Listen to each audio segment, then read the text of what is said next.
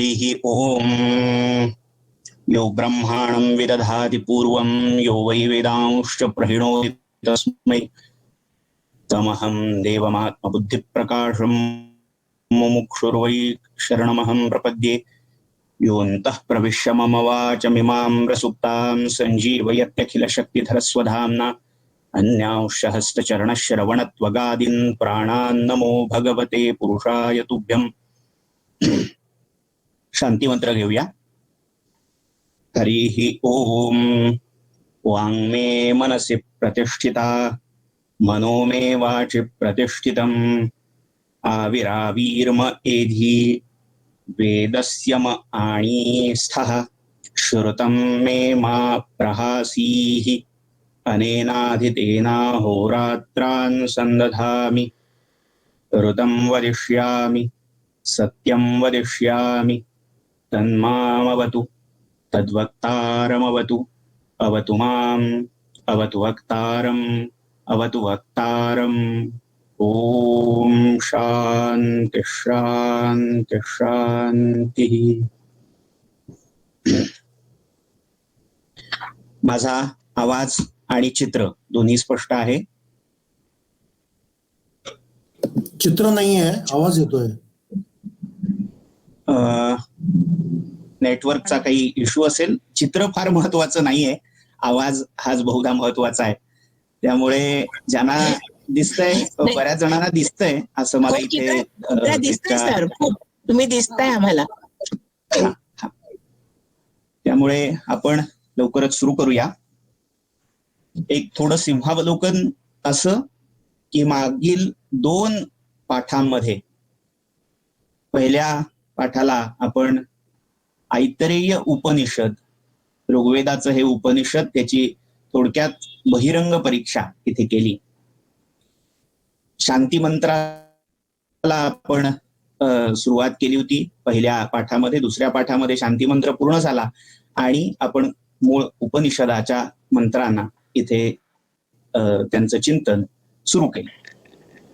त्यामध्ये आत्मा वा इदम एक एव अग्रे आसीत नान्यत किंचन नीषत स ईक्षत लोकानुसृजा इति. आता इथे संधीच्या नियमानुसार सृजा झालेला आहे, मुळात ते सृजई इति असं आहे.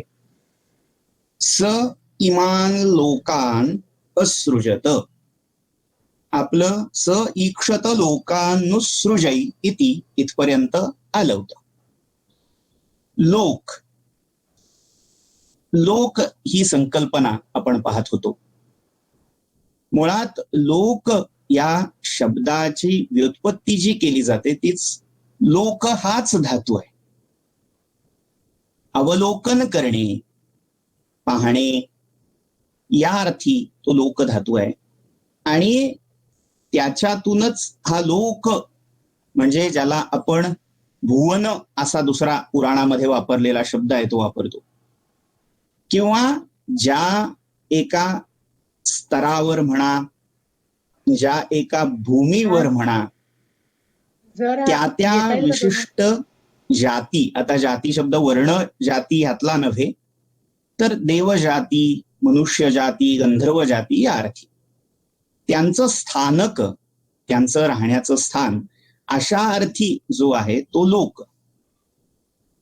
मुळात इथे लोक, लोकनात लोकमित्याहुः असं लिंग पुराणामध्ये निर्वचन केलेलं आहे. जे पाहिले जातात ते लोक आहेत. आता पाहिले जातात म्हणजे काय? या सगळ्या प्रक्रियेमध्ये त्या आत्म्याने जो एकमेवा द्वितीय असा या सृष्टीच्या आरंभ बिंदूच्या ठाई, म्हणजे सृष्टीच्या पूर्वी असं न म्हणता ही सृष्टी मुळात आत्मा होती. ती उत्पन्न झाली का ती तशीच अनादि अनंत त्या ब्रह्माबरोबर आहे, हा मुद्दा नंतर येतोय. मात्र हे सगळं इदम एव अग्रे, हे जे सगळं पुढे आपल्याला नाना रूपामध्ये विभक्त झालेलं दिसतंय ते मूलतः एका आत्मरूपामध्ये, ब्रह्मरूपामध्ये स्थिर होतं असं आधी सांगितलं. आणि आता त्या ब्रह्माने, त्या आत्म्याने ईक्षण केलं, त्या ईक्षणातून हे सगळे लोक उत्पन्न झाले. त्याच्यामध्ये त्याचं पाहणं आणि त्याच्या मनातला संकल्प या दोन्ही गोष्टी ईक्ष या धातूतून सांगितलेल्या आहेत, ध्वनित केलेल्या आहेत, हे आपण मागच्या वेळी पाहिलं. आता ते सर्जन, तो सर्ग इथे सुरू झाला. स इमान लोकान असृजत. इमान लोकान असा संधी झालाय. या सगळ्या, इह या खाली म्हणजे आपण इहलोक आणि परलोक असे दोन विभाग पाडतो. हे खालचे आपल्या आवाक्यातले जे सगळे लोक आहेत ते अदस सर्वनामाने सांगितलेले लोक. आता अदस हे सर्वनाम दोन्ही अर्थी वापरलं जातंय, ते आणि हे. त्यामुळे इथे हे वापरत असताना जे काही ते आणि हे या दोन सर्वनामांमध्ये सांगितलं गेलेलं आहे ते सर्व समावेशक असे लोक याच्याद्वारे सृष्ट झाले, त्याने उत्पन्न केले. आता ते लोक कुठले कुठले त्याची यादी ते देतात. अंभो मरीचिही मरम आपो. आता इथे ही यादी संपते. पुढे ते म्हणतात अदहा अंभहा परेण दिवम द्यौः प्रतिष्ठा अंतरिक्षम मरीचयः पृथिवी मरो या अधस्ता ता आपहा. आता कुठल्या क्रमाने हे लोक उत्पन्न झाले तो क्रम सांगितला आणि त्या लोकांचं स्वरूप सांगितलं. पहिला लोक जो सांगितलाय तो अंभस नावाचा लोक आहे. अंभस म्हणजे नेमकं काय, तर ज्याला इंग्लिश किंवा लॅटिन मध्ये इथर असा शब्द वापरलेला आहे, ज्याला स्पेस, पोकळी, अवकाश असं न म्हणता एका दिव्य द्रव्याने ती सगळी पोकळी भरलेली आहे, भारलेली आहे अशी कल्पना केलेली आहे. त्यामुळे पोकळी म्हणून असं न गृहीत धरता जे एखाद्या दिव्य आप किंवा अंभस या तत्वाने, या पदार्थाने जे भरलेलं आहे आणि त्या भरलेल्या अशा तत्वाच्या पुढची अवस्था ही अंभा मरीचीही. मरीची, मरीची लोक म्हणजे पहिला अंभस लोक आहे, अंभोलोक असंही म्हणतात. तो अंभोलोक पहिला, दुसरा मरीची लोक, तिसरा मरलोक ज्याला आपण मर्त्य लोक म्हणूनही ओळखतो, आणि चौथा आपोलोक. आता ही जी लोकसंकल्पना आहे ती प्रचलित किंवा परिचित अशा लोकसंकल्पनेपेक्षा काहीशी वेगळी आहे. आपण मागच्याही वेळेला पाहिलं होतं सप्तलोक किंवा सप्तव्याहृती असा शब्द आपण वापरला होता. भूः, भुवः, स्वः, महः, जनः, तपः, सत्य अशा सप्तव्याहृती आपण इथे पाहिल्या होत्या. अजून थोडं सोपं केलेलं आहे त्रैलोक्य किंवा त्रिभुवन या कल्पनेमध्ये. पुराणामधली ही कल्पना सांगते स्वर्ग, मर्त्यलोक किंवा मृत्यूलोक आणि पाताळलोक. मात्र याच्या मधली म्हणजे थोडी वैदिक साहित्यामध्ये याचं मूळ जर शोधलं त्रैलोक्याचं तर तिथे थोडी वेगळी कल्पना आहे. तिथे पाताळाची कल्पना न सांगता तिथे पृथ्वी, अंतरिक्ष आणि स्वर्ग म्हणजे ज्याला व्याहृती त्रय म्हटलेलं आहे. म्हणजे भूः, भुवः, स्वः. भू म्हणजे पृथ्वी, भुवः म्हणजे अंतरिक्ष आणि स्वः म्हणजे त्या अंतरिक्षाच्या वरचं सगळं ज्याला आपण स्वर्गलोक म्हणून ओळखतो, द्युलोक म्हणून ओळखतो ते. तर असं त्रैलोक्य किंवा त्रिभुवन आपल्याला वैदिक साहित्यामध्ये सापडतं. त्यामुळे नेमकं खरं काय, ऐतरेय सांगतंय ते खरं धरायचं, सप्तव्याहृती खऱ्या धरायच्या का पुराण सांगतात तसं स्वर्ग, मृत्यू, पाताळ किंवा अजून एक कल्पना त्याच्यामध्ये सांगितली आहे की 21 लोक, हा 21 लोक आहेत म्हणजे 7, 7, 7 स्वर्ग, सप्तस्वर्ग आहेत पृथ्वी सप्तधा पृथ्वी आहे किंवा सप्तद्वीपा पृथ्वी आहे आणि पाताळ हे सप्तविध आहे. त्यामुळे असे 3-3-3चे ग्रुप करून 21 लोक अशी कल्पना आली. मग आता नेमकं कसं बसवायचं याचं गणित, समन्वय कसा घालायचा? तर इथे भाष्यकारांनी आपली मदत केलेली आहे. भाष्यकारांनी सांगितल्याप्रमाणे अंभस हा जो लोक आहे, अंभोलोक जो आहे, त्या लोकामध्ये स्वहा, महहा, जनहा, तपहा आणि सत्यम या 5 लोकांचा अंतर्भाव करायचा. म्हणजे ज्या सप्त लोकांची आपण पहिली चर्चा केली त्यापैकी स्वहाच्या नंतरचे आणि सत्य यापर्यंतचे जेवढे लोक आहेत ते अंभस या शब्दात अंतर्भूत आहेत किंवा सांगितलेले आहेत. मग जे अवकाश आहे, आपण ज्याला आकाश, स्काय, स्पेस असं म्हणतो, म्हणजे तो द्युलोक आणि पृथ्वीलोक यांच्यामधला जो अंतराळ, त्या लोकाला त्यांनी मरीची लोक असं म्हटलं. मरीची म्हणजे किरण. ज्या एका लोकामध्ये सतत तेजाची, आता ती सूर्याची असतील किंवा अन्य जे काही तेजस स्रोत आहेत त्यांची असतील, तर ती किरण संचार करत असतात, फिरत असतात, तर तो लोक म्हणून त्याला मरीची लोक असं म्हटलेलं आहे. त्याच्या पुढचा लोक हा मर, म्हणजे ज्याच्यामध्ये मरण धर्मा जीव राहतात. मिरी धातू, मरणे. तर मरण धर्मा अशी सगळी प्राणी मंडळी ज्या लोकात राहतात तो लोक म्हणजे मर किंवा मर्त्य लोक, हा तिसरा झाला. आणि चौथा, त्या मर्त्य लोकाच्याही खाली असं जे काही आहे, म्हणजे जड जे काही आहे ते आपहा, आप असं आहे. आता आप हा शब्द स्त्रीलिंगी नित्य बहुवचनी संस्कृतमध्ये वापरतात, हे लक्षात ठेवायचं. कारण होतं काय, बरेच वेळा तिथे स्त्रीलिंगी आणि अशी रूप दिसल्यावर गोंधळ होतो अर्थ लावताना, की अरे हे अनेक वचन का आहे.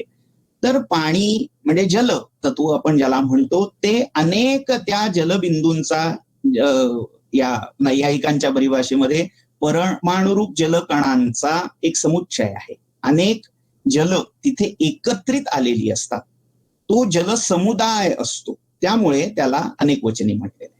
याच्याही मागे अजून 2-3 कल्पना आहेत, त्या आता मी तिकडे जात नाही, वळत नाही. मात्र आप हा शब्द स्त्रीलिंगी आणि अनेक वचनी. तर हे अपोलोक म्हटल्यावर त्याच्यामध्ये पाणी, महासागर, महासागराची पातळी, आणि ज्याला अंडरवर्ल्ड असं म्हटलेलं आहे, म्हणजे ज्याला गुन्हेगारी जगतातलं अंडरवर्ल्ड म्हणतात ते नव्हे, पृथ्वीच्या किंवा या मर्त्य लोकाच्या अधो दिशेला असणारं, खालच्या दिशेला असणारं जे काही आहे ते. आता त्यामध्ये पुराणामध्ये जी सांगितलेली सप्तपाताल संकल्पना आहे, म्हणजे तल, अतल, वितल, सुतल, तलातल, रसातल, महातल आणि सगळ्यात शेवटचं पाताल, अशी सप्तपाताल ही त्या आपहा या एका लोककल्पनेमध्ये समन्वित केलेली आहे. म्हणजे सप्तस्वर्ग ही कल्पना अंभसमध्ये इन्क्लूड आहे. अवकाश ही जी कल्पना आहे ती मरीची याच्यामध्ये सांगितलेली आहे. मर्त्यलोक, पृथ्वीलोक हा मर या नावाने, या संज्ञेने सांगितलेला आहे. आणि त्या मर्त्यलोकाच्या खाली असणारे सप्तपाताल लोक किंवा जल हे आपहा या शब्दाने सांगितले. म्हणजे अशी ती वेगवेगळ्या लोकसंख्यानाची व्यवस्था आपल्याला इथे लावून घेता येते. आता हे सगळं झालं, लोक सांगितले, हे काय आहेत? तर गमतीचा भाग असा आहे, आपण थोडं बहुमजली, अनेक मजली जी इमारत असते ती डोळ्यासमोर आली. खालच्या मजल्यावर जी मंडळी राहत असतात त्या खालच्या मजल्यावर राहणाऱ्या मंडळींना जो आजूबाजूचा आसमंत दिसतो, भोवताल जो दिसतो प्रदेश, तो त्याला काही मर्यादा आहेत, लिमिटेशन्स आहेत. म्हणजे कंपाऊंड दिसेल, पलीकडचं कंपाऊंड दिसेल, थोडा एवढा भाग दिसेल. जसजसं आपण वरच्या मजल्यावर जातो तसतसं आपल्याला जे दिसणार रूप आहे, जे दिसतंय, दृक प्रत्यय ज्याचा येतोय, ते तो प्रदेश, तो प्रांत हळूहळू आवाका वाढत जातो. अगदी वरच्या गच्चीत गेल्यावर आपल्याला खूप लांबचं डोंगर सुद्धा आपल्या बिल्डिंग मधून, आपल्या बिल्डिंगच्या टेरेसवरून दिसू शकतात. तसं म्हणजे ही हा दृष्टांत मी अशासाठी देतो, जेवढे तुम्ही अधोलोकात असता, जेवढे तुम्ही खालच्या लोकात असतात, तेवढं तुमचं आलोकन, तुमची पाहण्याची क्षमता, तुमची दृष्टी ही तितकी संकुचित झालेली असते, संक्षिप्त झालेली असते. म्हणजे तुम्ही जेवढे अधो देशात, अधो लोकात आहात, तेवढी तुमची जी दृष्टी, म्हणजे त्या दृष्टीला मानसशास्त्राच्या परिभाषेमध्ये जर सांगायचं झालं तर मीची संकल्पना, जिथपर्यंत तुमची दृष्टी पोचतीये तिथपर्यंत तुमचा मीचा विस्तार असतो. हे फार एक मोठं तत्व आहे. म्हणजे जिथपर्यंत तुम्ही पाहू शकता ते सगळं तुमच्या मी आणि माझं या संकल्पनेत येत असतं. माझी दृष्टी, त्यामुळे हे जे अहंता आणि ममता आहे ती किती पसरू शकते तर तुम्ही पाहू शकता तेवढंच. म्हणजे एक थोडं वेगळं उदाहरण मी देईन की तबला जर कोणी इथे वाजवणार असेल, त्याचं ज्ञान असेल, तर तबल्यामध्ये सांगितलं जातात जे तराणे किंवा ज्या काही जे बोल असतात त्या तबल्यावरचे, तर ते आधी गुरु त्या शिष्याला शिकवतात, उच्चारायला शिकवतात.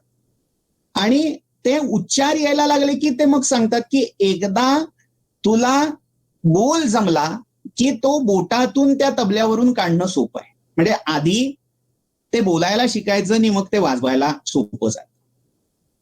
ते उदाहरण मी इथे अशासाठी घेतो की तुम्ही एकदा तुमची दृष्टी वाढवू शकलात, तुमच्या दृष्टीचा टप्पा, आवाका वाढला की तुम्ही तेवढे अधिकाधिक समष्टी पातळीवर किंवा व्यापकाच्या पातळीवर पोहोचत जाता. म्हणजे तेवढे तुम्ही मोठे, तुमची अस्मिता, तुमचं अस्तित्व तेवढं मोठं होत जातं. म्हणजे तुका आकाशा एवढा ही जी एक उक्ती आहे तुकाराम महाराजांची, नुकतीच बीज तुकाराम महाराजांची झाली, तर ते म्हणतात अणुरणीया तुकडा तुका आकाशा एवढा. तर आकाशाला गवसणी घालण्याचं सामर्थ्य ते दृष्टीमध्ये आहे. म्हणजे हा सगळा प्रकार मी ईक्षण या शब्दावर आणून टाकतोय.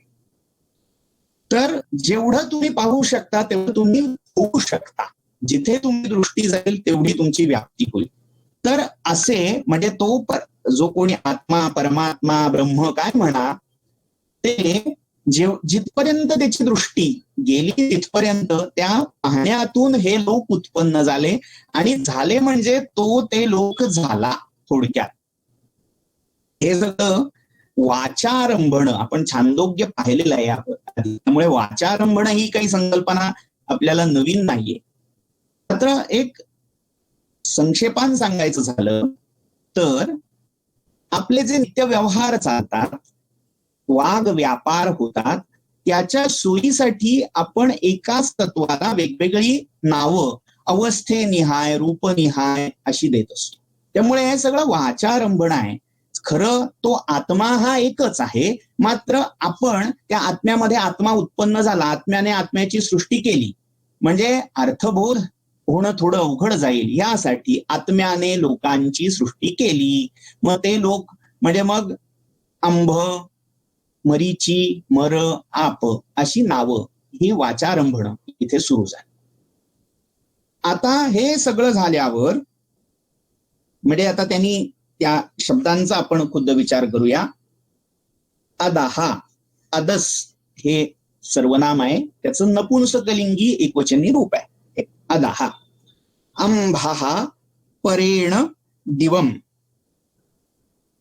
आता परेण दिवम देऊहू याचा अर्थ देऊहू म्हणजे स्वर्गलोक, आणि त्या स्वर्गलोकाच्या परेण पलीकडचं. पर आणि अपर हे जे संस्कृत मधले शब्द आहेत ते काही वेळेला स्थल सापेक्ष असतात, म्हणजे ज्याला आपण स्पेस डिफाईन्ड असं म्हणतो, आणि काही वेळेला ते टाइम डिफाईन्ड असतात, म्हणजे स्थल किंवा दिक सापेक्ष आणि काल सापेक्ष. तर त्यातला इथे जो परेण असा अर्थ आहे तो दिक सापेक्ष किंवा स्थल सापेक्ष आहे, की त्या स्वर्गाच्या पलीकडे म्हणून जे काही आहे, मग पौराणिकांनी सांगितलेले ते प्रजापती लोक, सप्तर्षी लोक, वैराज लोक, ब्रह्मलोक, हे जे सगळी वरची मंडळी आहेत ती सगळी अंभहा अधः परेण दिवम देऊश्च अंभहा. अंब म्हणजे काय? द्यूलोक आणि द्यूलोकाच्या पलीकडचं सगळं. प्रतिष्ठा अंतरिक्षम. आता त्याची जी प्रतिष्ठा आहे म्हणजे ते ज्याच्यावर तोलून धरलेले आहे, स्थिर आहे, ते अंतरिक्ष. आता बृहदारण्यक उपनिषदामध्ये गार्गी आणि याज्ञवल्क्याचा संवाद आहे आणि तिथे कोणता लोक कशात प्रतिष्ठित आहे, प्रतिष्ठा किंवा आयतन अशा शब्दांनी तिथे विस्तृत चर्चा आली. जेव्हा आपण पुढे भावी काळात ते बृहदारण्यक बघू तेव्हा त्याचा विस्तार यथाकाली यथामती होईलच. मात्र इथे एक लोक दुसऱ्या लोकामध्ये प्रतिष्ठित आहे ही कल्पना, म्हणजे त्याला आयतन किंवा प्रतिष्ठा असे पारिभाषिक शब्द वापरले जातात. तर तो द्यूलोक हा ज्या लोकांमध्ये प्रतिष्ठित आहे तो लोक अंतरिक्षम मरीचय. हा मरीची या शब्दाने सांगितलेला अंतरिक्ष लोक. पृथ्वी. आता पृथ्वी आणि पृथ्वी असे दोन्ही शब्द संस्कृतमध्ये आहेत. तर ती जी पृथ्वी म्हणजे थोडक्यात पसरलेली, पसरट, सपाट, सखल अशी राहण्याजोगी किंवा ज्याच्यावर कृषीकर्म करता येण्याजोगं आहे अशी पृथ्वी. तर ती पृथ्वी मरो, मरलोक, मराहा. या अधस्तात ता म्हणजे ताहा आपहा. त्या पृथ्वीच्या खाली त्याच्या जे अधो दिशेला जे काही आहे ते सगळं, मग ते महासागर, पाणी, जलाशय असतील, कारण या सगळ्या विश्वातलं सगळ्यात जड तत्व काय आहे म्हणजे भौतिक दृष्ट्या तर ते जल आहे. जलतत्वापेक्षा जड असं काही नाही. संस्कृतमध्ये डल या दोन वर्णांचा म्हणजे ड आणि ल आणि काही वेळेला र, ड ल र या वर्णांचा अभेद मानला जातो. जिथे ड आहे तिथे तुम्ही ल किंवा र वापरू शकता. तेच म्हणजे ड ल र एकमेकांना पर्यायी म्हणून येत असतात. तर या सगळ्या सृष्टीतलं आपल्याला वाटेल की दगड, माती हे जड असेल, पण त्याच्यापेक्षाही जड हे जल आहे, आपतत्व आहे. म्हणून पुराणामधली जी कल्पना आहे की ही पृथ्वी जी आहे ती त्या पाण्यावर तरंगते आहे. म्हणजे त्या पृथ्वीला पुष्करवत असं म्हटलेलं आहे. पुष्कर म्हणजे कमळ, त्या कमळासारखी ही पृथ्वी आहे, ती पाण्यावर तरंगते आहे. म्हणजे आता पाण्यावर तरंगते आहे याचा अर्थ सगळ्यात जड काय असलं पाहिजे, सगळ्यात अधोगामी जे आहे ते जल आहे, त्यामुळे ते जड आहे. तर ते सगळं जे अधोगामी आहे, अधोदिशेला आहे, ते सगळं आप आहे. असा या दुसऱ्या मंत्राचा आपण थोडक्यात शब्दशः अर्थ. आता थोडक्यात ही जर आपण सर्ग संकल्पना पाहतोय तर प्रश्न असा येतो, हे नेमकं काय आहे, कशासाठी आहे, ही सगळी चर्चा कुठे जाणार आहे, कुठल्या दिशेला चालली आहे. जर उपनिषद ही अध्यात्म विद्या असती तर मग हा सगळा फापट पजारा, मग यातून हे निघालं त्यातून ते निघालं, हे कशासाठी सांगायचा खटाटोप केलेला आहे.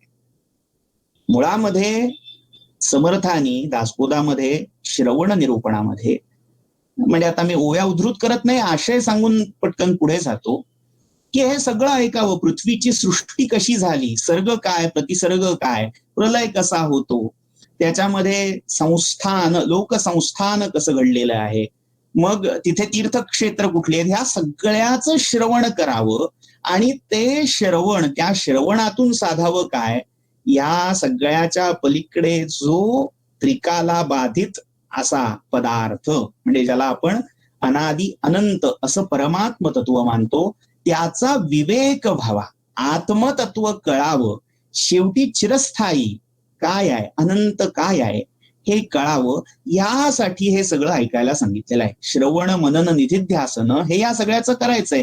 कशासाठी, म्हणजे एक प्रश्न असा पडेल की आत्म्याविषयी सांगा ना, त्याने काय पसरट हे केलं ते केलं, हे सांगायची काय गरज आहे का. म्हणजे आपण एखाद्या व्यक्तीविषयी जाणून यायची जेव्हा इच्छा करतो तेव्हा एखादा दुसरा त्याचा परिचय करून देताना त्यांनी अमकं पुस्तक लिहिलं, त्यांनी तमके लेख लिहिले, त्यांनी इतकी आर्टिकल्स लिहिली, असा परिचय आपण करून देतो. जर आपण एका तटस्थ किंवा त्रयस्थाच्या भूमिकेतून याचा विचार केला तर त्याला आपण विचारू शकतो की अरे हे काय चाललंय, तुम्ही त्याच्याविषयी सांगत नाही, त्याने काय केलंय याच्याविषयी सांगताय.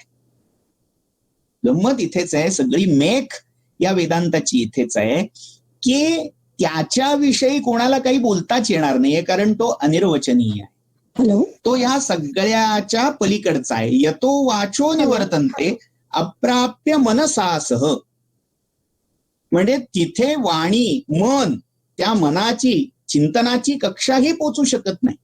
त्यामुळे अशा तिथे असणाऱ्या त्या परमात्म्याला, सगळ्या कक्षांच्या पलीकडे असणाऱ्या परमात्म्याला तुम्ही शब्दातून कसं सांगणार आहात? मग तुम्ही शब्दातून काय सांगू शकता? जे काही त्याने उत्पन्न केलेलं आहे ते. म्हणजे थोडं विषयांतर वाटेल, मात्र एक उद्धृत करतो जाता जाता, अथा तो ब्रह्मजिज्ञासा असं सूत्र, वेदांत सूत्र आहे, पहिलं सूत्र आहे, ज्याला आपण ब्रह्मसूत्र किंवा बादरायण सूत्र म्हणून ओळखतो. त्यातलं पहिलं सूत्र आहे अथा तो ब्रह्मजिज्ञासा. आणि त्याच्यामध्ये ब्रह्मजिज्ञासा हा जो समास आहे, शब्द आहे, त्याची फोड करताना अनेक वेदांतातल्या आचार्यांनी खूप म्हणजे व्याकरणातली गंमत उलगडून दाखवलेली आहे. ब्रह्मणा हा जिज्ञासा असा समास सोडवलाय. म्हणजे त्या ब्रह्माची शब्दशः अर्थ करायचा झाला तर ब्रह्माची जिज्ञासा आता करावी, करतो. अतः ब्रह्मजिज्ञासा. मग ती षष्ठी जी घेतलेली आहे ती षष्ठी ब्रह्माची जिज्ञासा. या ब्रह्माची, ब्रह्मणा यामध्ये जी षष्ठी आहे ती कर्मणी षष्ठी आहे. आता थोडं हे टेक्निकल होईल, व्याकरणात मी अधिक शिरत नाही, मात्र कर्मणी षष्ठी आणि शेषे षष्ठी असे दोन या षष्ठी प्रयोगाचे अर्थ व्याकरणकारांनी केलेले. तर इथे ब्रह्माची याचा अर्थ साक्षात ब्रह्माची का ब्रह्मविषयक शेष जे आहे, ब्रह्माच्या अवतीभोवतीच जे आहे, म्हणजे राजाची जिज्ञासा न करता राजाचे सेवक कसे आहेत, राजाचा प्रधान कसा आहे, त्याचा सगळा परिवार कसा आहे, याची केलेली जिज्ञासा. मेख अशी आहे की ब्रह्माची जिज्ञासाच करता येत नाही, कारण ते सगळ्या कोणत्याही तुमच्या चिंतन प्रक्रियेचा विषय कधी होऊच शकत नाही, कारण ते सगळ्याच्या पलीकडे आहे. नेदम यदिदम उपासते असं केनोपनिषद सांगताय.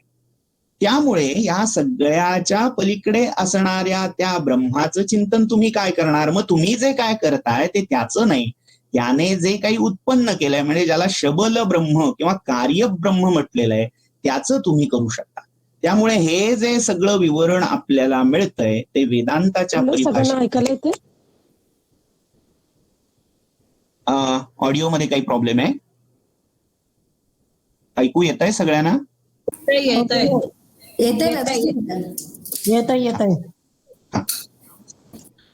तर मी म्हणत असं होतो की या सगळ्या विवरणाची दिशा ही कार्यब्रह्माचं वर्णन ही आहे.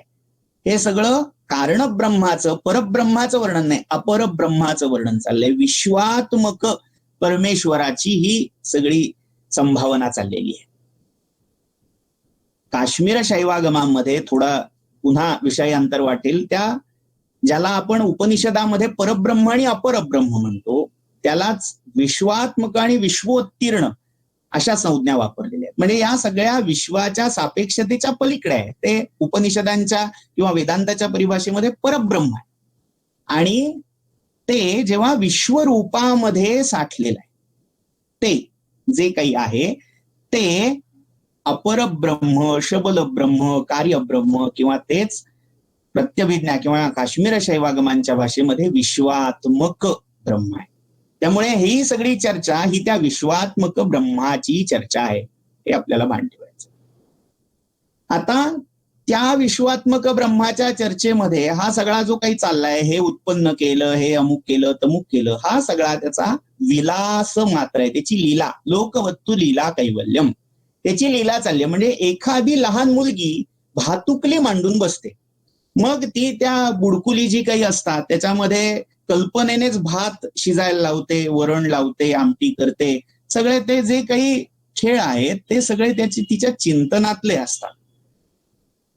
तर हे सगळं तिचं चिंतनच जसं साकार तिथे भातुकलीच्या रूपामध्ये होत असतं, तसा हा सगळा त्याचा खेळ आहे. आणि या खेळामध्ये मुळात जे मुद्दल आहे, जे मूल तत्व आहे, तो एकमात्र आहे. दुसरा मी इथे दृष्टांत देईन स्वप्नाचा, की स्वप्नामध्ये जसं जी व्यक्ती झोपलीये आणि जी स्वप्न पाहतीये, स्वप्नात जात असताना, स्वप्नावस्थेचा अनुभव घेत असताना हा जीव आपल्या बरोबर काही वाघ, सिंह, हत्ती जे जे काही स्वप्नात दिसतंय ते घेऊन झोपत नाही, त्या स्वप्नामध्ये ट्रान्सपोर्ट करत नाही या विश्वातून. तो त्याचा जो अचेतन मनाचा भाग असतो तोच त्या स्वप्नावस्थेमध्ये या सगळ्या रूपात नटत असतो. हे जे लोक आणि पुढची ही सगळी सृष्टी आहे, ही त्या आत्म्याचं एक प्रकारे ती जी त्याची सुषुप्ती अवस्था आणि त्या सुषुप्तीनंतर येणारी स्वप्नावस्था आहे, त्या स्वप्नावस्थेमध्ये जणू काही तो एकच आत्मा इतक्या नानाविध, मग ते लोक असतील, त्या देवता असतील, इंद्रिय असतील, ह्या सगळ्यांच्या रूपात नटलेला आहे. हे ठसवण्यासाठी या सगळा सर्ग प्रक्रिया सांगितलेली आहे. म्हणजे इथे मी अजून एका पुराणातल्या कथेचा उल्लेख करेन. तुम्हाला वाटेल की अरे काय आहे, पुराण सारखं चाललंय. मात्र पुराण आणि इतिहास हे या श्रुतींचं उपबृंहण मानलेलं आहे. उपबृंहण म्हणजे त्याला पुरवणी म्हणा, पूरक वाङ्मय म्हणा, किंवा त्याला पूर्णत्व देणारं वाङ्मय म्हणा. आता या सगळ्यामध्ये हे जे सिद्धांत आहेत ते सामान्य जीवांना, सामान्य अधिकाऱ्यांना कळावेत यासाठी कथा मुख जोडलेला आहे. भागवतामध्ये 10व्या स्कंदामध्ये ब्रह्मव्यामोह लीला असं एक अध्याय आहे. म्हणजे ब्रह्मदेवाला कृष्णाने भ्रमित केलं. ब्रह्मदेवाने एकदा कृष्ण हा परमात्मा खरंच आहे का हे तपासण्यासाठी त्याचे जे गोपी सगळे जे काही मंडळी होती, सवंगडी होती, त्यांना नंतर तो ज्या वत्सांना चारायला त्या वृंदावनात घेऊन गेलेला होता, त्या वत्सांना ब्रह्मदेवाने आपल्या मायेने आपल्या लोकी नेऊन ठेवलं. आणि जेव्हा असं कृष्णाच्या लक्षात आलं की ही सगळी ब्रह्मदेवाची लीला आहे, तेव्हा कृष्णाने स्वतःच या सगळ्यांची रूपं घेतली. म्हणजे जी वासरं ब्रह्मदेवाने नेली ती सगळी वासरं स्वतः कृष्णच झाला. म्हणजे जितकी वासरं तितका कृष्ण त्या वासरांच्या रूपात नटला. जितके गोपकुमार होते तितक्या रूपामध्ये कृष्णच नटला. आणि स्वतः कृष्ण या सगळ्यापेक्षा नामानिराळा तो राहिलाच. आणि असा सगळा हा प्रकार 1 वर्षपर्यंत चालला. म्हणजे आपल्याकडचं 1 वर्ष, काळाच्या सापेक्षतेने तो एका क्षणात त्यांना घेऊन ब्रह्मदेव तिकडे आपल्या लोकी गेला आणि परत आला. मात्र यामध्ये इथलं 1 वर्ष गेलं. आणि जेव्हा असं लक्षात आलं की आता पुरे झालं, म्हणून त्या ब्रह्मदेवाने जेव्हा ती सगळी नेलेली मंडळी खाली आणली, तेव्हा मूळची कुठली आणि कृष्णाने मायेने धारण केलेलं रूप कुठलं हेच त्याच्या लक्षात येईल. आणि शेवटी तो ब्रह्मा इतका त्यामध्ये भ्रमून गेला की आपण तरी खरे आहोत का, आपल्या रूपातही तो कृष्ण नटलेला आहे, हा व्यामोह त्याला उत्पन्न झाला. थोडक्यात मी ही कथा उद्धृत अशासाठी केली. हे ब्रह्म म्हणजे कृष्णाच्या ह्या ब्रह्मव्यामोह लीलेवरून ब्रह्माचा गुण ओळखायचा. ते सगळं त्या सगळ्या रूपामध्ये तेच एकटं नटलंय हे ठसण्यासाठी मग त्याने अमक उत्पन्न केलं, तमक उत्पन्न केलं, हे सगळं विवरण आहे. त्यामुळे आता ही लोक संस्थान त्याने उत्पन्न केलं त्या आत्म्याने. लोकान असृजत हे इथे पूर्ण झालं. आता लोक उत्पन्न करून भागणार नाही. त्या लोकांना कोणीतरी लोकपाल, लोकरक्षक हे निर्माण करायला हवेत. हा समाजशास्त्र आणि राजनीतीशास्त्रातलाही एक महत्वाचा मुद्दा आहे, महत्वाचं तत्व आहे की नुसता समाज असून भागत नाही. त्या समाजाचं रक्षण करण्यासाठी, प्रतिपाळ करण्यासाठी कोणीतरी तिथे एक लोकपाल हा असायला लागतो. त्यामुळे आता तो जो आत्मा पाहतोय आणि पाहता पाहता म्हणजे त्या पाहण्यामागे त्याचा संकल्प सुरू आहे, त्याचं चिंतन सुरू आहे, त्याची इच्छा ईक्षण सुरू आहे. तर स ईक्षत इमेनु लोका, हे लोक तर झाले उत्पन्न करून. लोकपालांनु सृजई इति. लोक तर हे झाले, आता मी लोकपालांचं सर्जन करीन, या लोकांचं रक्षण करण्यासाठी कोणाला तरी उत्पन्न करीन. सृजई इति. इति सहा अद्भ्यः एव पुरुषं समुद्धृत्य अमूर्छयत.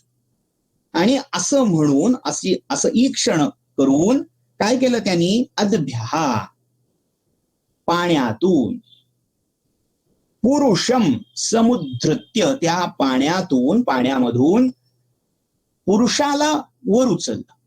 पुरुष नावाचं जे तत्व होतं ते वेगळं काढलं. आता याला पुराणामध्ये वराहाने जे पृथ्वी उचलून धरली ती कथा याला समांतर आहे.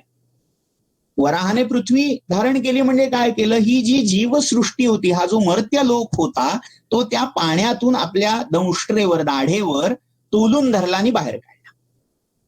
तर या आत्म्याने काय केलं? त्या पाण्यातून हा जो पुरुष होता त्या पुरुषाला बाहेर काढलं. समुद्धृत्य, सम अधिक उद अधिक ध्रुव असा धातू आहे.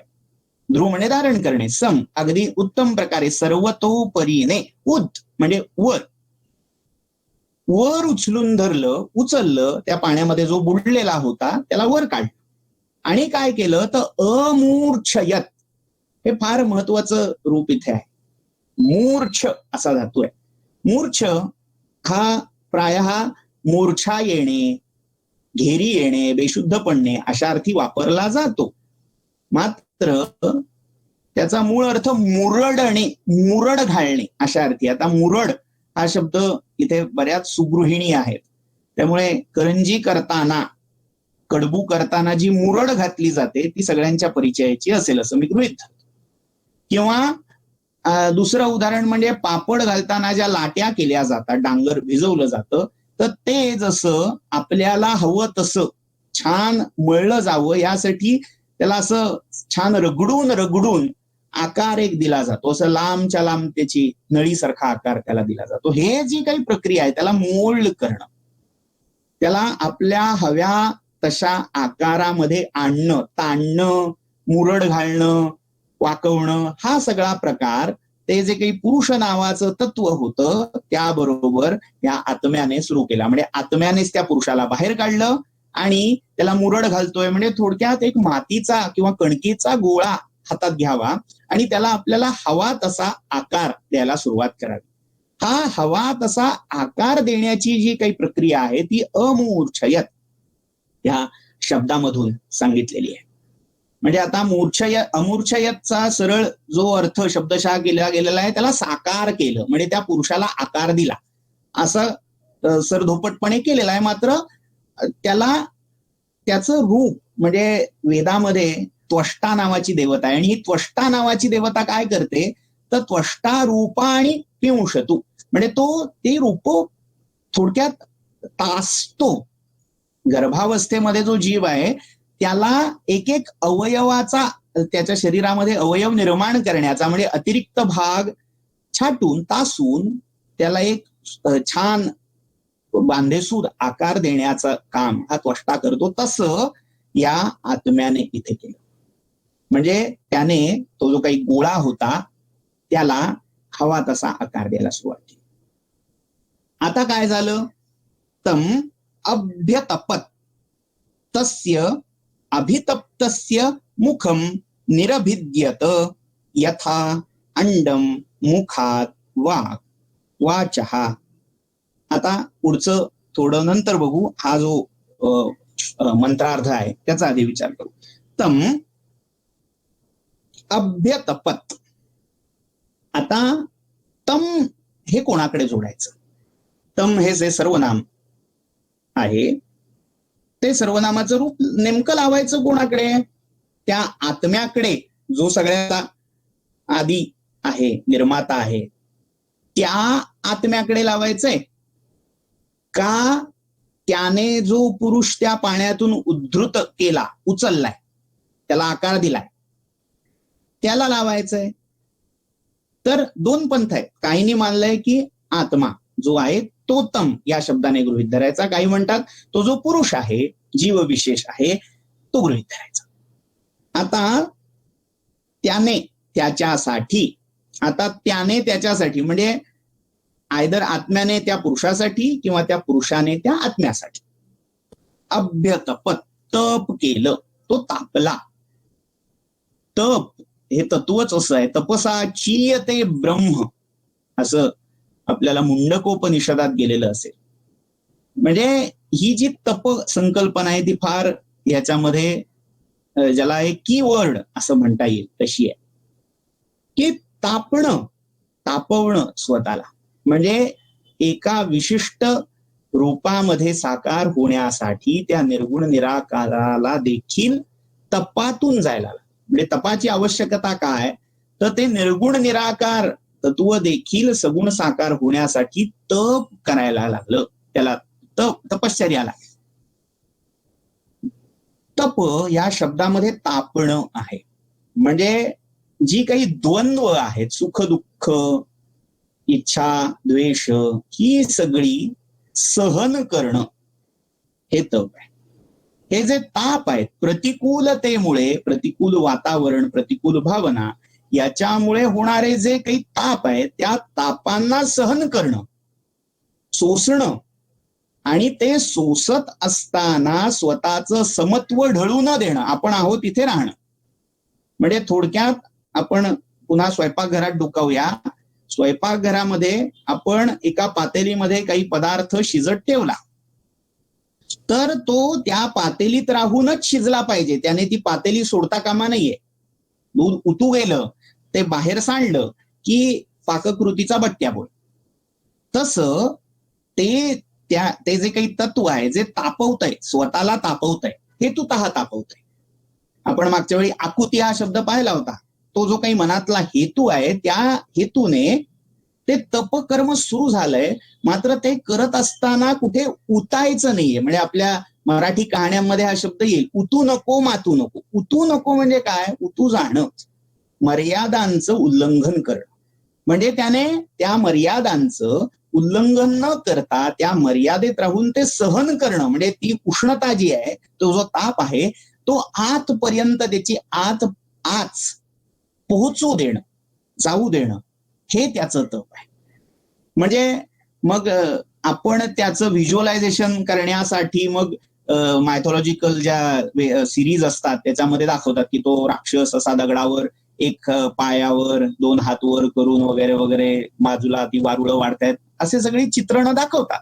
मात्र या सगळ्यामध्ये ताप सहन करणं हे मूळ तत्व आहे. आणि ते त्याने ताप सहन करायला सुरुवात केली, तापायला सुरुवात केली. आणि तापता तापता तापता असं झालं, ती जी ऊर्जा तयार झाली.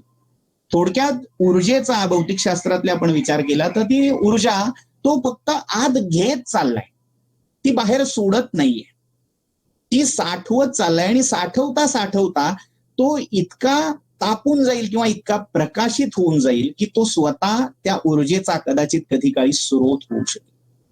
तर असं हे जे साठवणं आहे, बाहेर ना आत गेलंय, मात्र त्याला पुन्हा बाहेर जायचा मार्ग नाहीये, उतू जाणं नाहीये.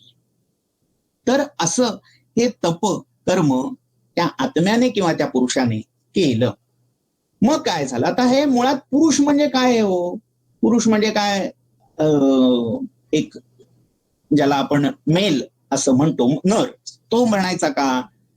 किंवा मग पुरुष म्हणजे आत्मा अशी एक कल्पना आहे, ते धरायचं का? पुरेशेते म्हणजे पुर म्हणजे ते देह, शरीर, आणि त्याच्यामध्ये जो राहतो किंवा झोपतो तो पुरुष, म्हणजे त्याला थोडक्यात आपण जीवात्मा असं म्हणतोय, तो जीवात्मा. आता हा जो जीवात्मा आहे तो कसा होता, तर तो थोडक्यात एखाद्या कणकेच्या गोळ्यासारखा होता, निर्गुण निराकार होता, ठोंब्या होता थोडक्यात. आणि जर त्या जीवात्म्याला नीट साकार करायचं असेल, व्यक्त करायचं असेल, प्रकट करायचं असेल, तर त्याला त्याच्यावरचे जे काही अतिरिक्त भाग आहेत, म्हणजे पुन्हा इथे मायकल एंजेलोचे उद्गार मला आठवतात की मायकल एंजेलो हा फार मोठा शिल्प शिल्पकार होता आणि त्याला विचारलं की तुझ्या शिल्पकृती मूर्ती इतक्या सुंदर कशा असतात, कसं सुचतं तुला त्या दगडाच्या ठोकळ्याकडे बघून. त्यावर त्याचं उत्तर फार महत्वाचं आहे. तो सांगतो की मला तो दगड दिसतच नाही, मला दिसतं ते शिल्प. आणि मी काम काय करतो, तर त्या शिल्पावर असणारा जो अतिरिक्त भाग आहे तो तासून दूर करतो. तसं ते जे आत्मतत्व, तो याला जीवात्मा म्हणा किंवा काय आणखीन पुरुष म्हणा, ते जे आत्मतत्व आहे ते प्रकट व्हावं, प्रकाशित व्हावं, ह्यासाठी हे जे तासणं आहे, हे तासणंच तप आहे. त्याला स्वतःला त्याने मोल्ड केलंय या सगळ्या तपाने, उष्म्याने, ऊर्जेने. आणि ते असं झाल्यावर मग काय झालं, म्हणजे आता ही जी कल्पना आहे पुढची सगळी, ती अनेक अर्थी विचार करण्यासारखी आहे. आपण जर आधुनिक शास्त्राचा, मेडिकलचा जर विचार केला तर त्याच्यामध्ये जी गर्भ संकल्पना आहे, गर्भाधान, गर्भानंतर होणारा 9 महिन्यापर्यंतचा त्या जीवाचा विकास, ही प्रक्रिया, मग एक एक अवयव त्याला येणे, एक एक सेन्स, एक एक ज्ञान, चेतना ही जागी होत जाणे आणि शेवटी जन्म, ही सगळी जी प्रक्रिया आहे ती ह्या सगळ्या या पुरुषाच्या पासून ही एक एक देवता किंवा लोकपाल हे कसे उत्पन्न झाले, यातलं जे निरूपण आहे त्याच्याशी जोडून बघण्यासारखे. माझा असा मुळीच दावा नाही की हेच ते आहे, मात्र काहीतरी एक सहसंबंध आहे, एक साम्य सूत्र त्याच्यामध्येही आहे, आपल्या निश्चित लक्षात येईल. हे सगळं सांगण्यामागचं कारण असं आहे की हे जे पुरुषतत्व आहे, त्या पुरुषतत्वाला वैदिक परिभाषेमध्ये एक दुसरा सुंदर शब्द वापरलेला आहे. तो शब्द आहे हिरण्यगर्भ. ऋग्वेदामध्ये हिरण्यगर्भ समवर्तताग्रे हे सूक्त आहे 10व्या मंडलामध्ये. हिरण्यगर्भ ही जी एक संकल्पना आहे, हिरण्यगर्भ म्हणजे काय, मुळात तो गर्भाचा गोळा असा गृहीत धरू किंवा अंड असं गृहीत धरू. त्या अंड्याच्या आतमध्ये, त्या गर्भाच्या पेशीमध्ये, आत त्या पिशवीमध्ये चालणारी प्रक्रिया, एक एक इंद्रिय त्याला फुटत जाणं आणि त्या इंद्रियामध्ये ती चेतना, ती ऊर्जा, ती शक्ती प्रकट होत जाणं, ही सगळी प्रक्रिया कुठेतरी, म्हणजे ज्याला आपण पिंड ब्रह्मांड किंवा व्यष्टी समष्टी न्याय म्हणतो, म्हणजे जीवाच्या ठाई आहे म्हणून ती शिवाच्या ठाई आहे, पिंडाच्या ठाई आहे म्हणून ती ब्रह्मांडाच्या ठाई आहे, तशी कुठेतरी ही जोडल्याचं आपल्याला दिसतं. की हा जो हिरण्यगर्भ आहे तो कसा असेल, मग जसा गर्भावस्थेमध्ये असणारा जीव आहे त्याचा जसा विकास आहे, तसा या पूर्ण सृष्टीचा एखाद्या गर्भाप्रमाणे झालेला विकास, हे या सगळ्या पुढच्या विवरणाचं गमक आहे. आता मग काय झालं, निरभिद्यत तप्तस्य मुखम, तो जो अभितप्त झाला, तप करता झाला, त्याला पहिल्यांदा ते जे मुख होतं ते फुटलं. मुखम निरभिद्यत, तोंड फुटणं. आता तोंड फुटणं दोन अर्थी आहे, की वाचा आली, तोंड आलं, म्हणजे ज्याला आपण माउथ म्हणतो ते फुटलं. किंवा अगदी दुसरं उदाहरण, की पक्षी जेव्हा त्या अंड्यातून बाहेर येतो तेव्हा त्या अंड्याचं जे बाहेरचं कवच आहे ते फुटतं. ते जे फुटणं आहे, त्या फुटलेल्या भागातून तो पक्षी हळूहळू बाहेर येतो. मग ते जे फुटलेला भाग आहे त्यालाही आपण मुख म्हणतो.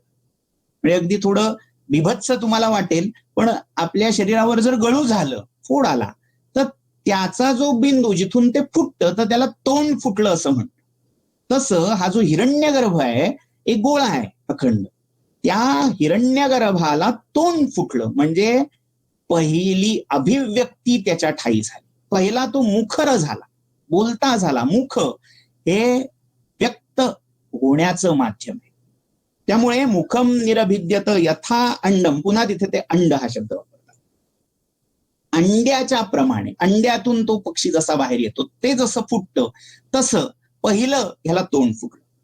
आणि त्या मुखात वाक, वाचो अग्निही.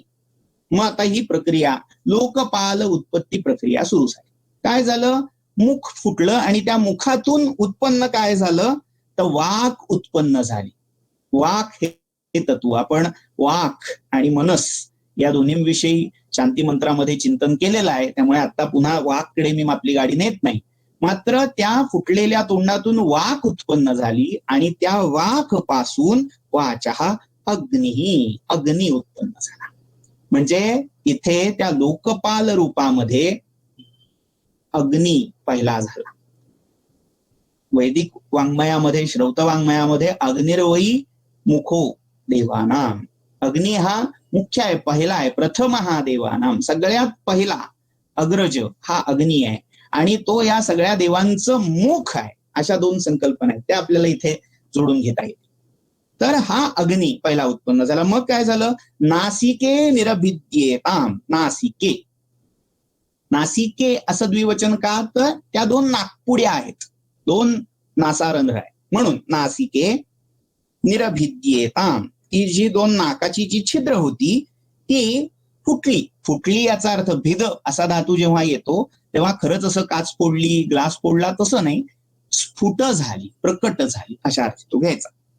नासिकाभ्याम, आता त्या नासारंध्रातून प्राण, आता हा जो प्राण आहे तो वायू आहे. प्राणात वायू, प्राण आणि त्या प्राणापासून वायू दुसरा दिक्पाल झाला.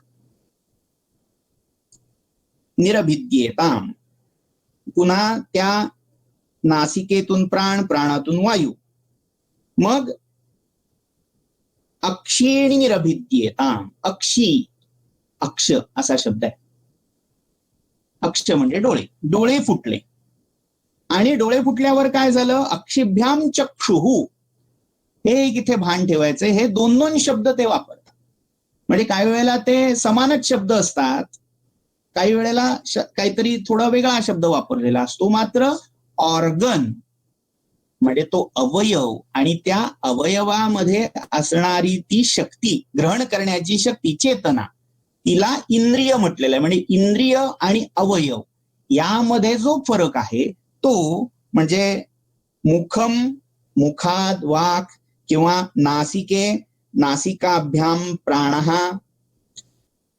नासिका फुटली त्यातून त्या नासिकेतून प्राण आला, हे जे काही असं आहे. म्हणजे पहिला अवयव झाला, त्या अवयव फुटल्यानंतर स्थूल रूप प्रकट झाल्यानंतर त्याच्यात ती क्षमता प्रकट झाली आणि ती क्षमता प्रकट झाल्यानंतर ती क्षमता प्रकट करू शकणारी शक्ती, ऊर्जा म्हणजे ती देवता ही उत्पन्न झाली.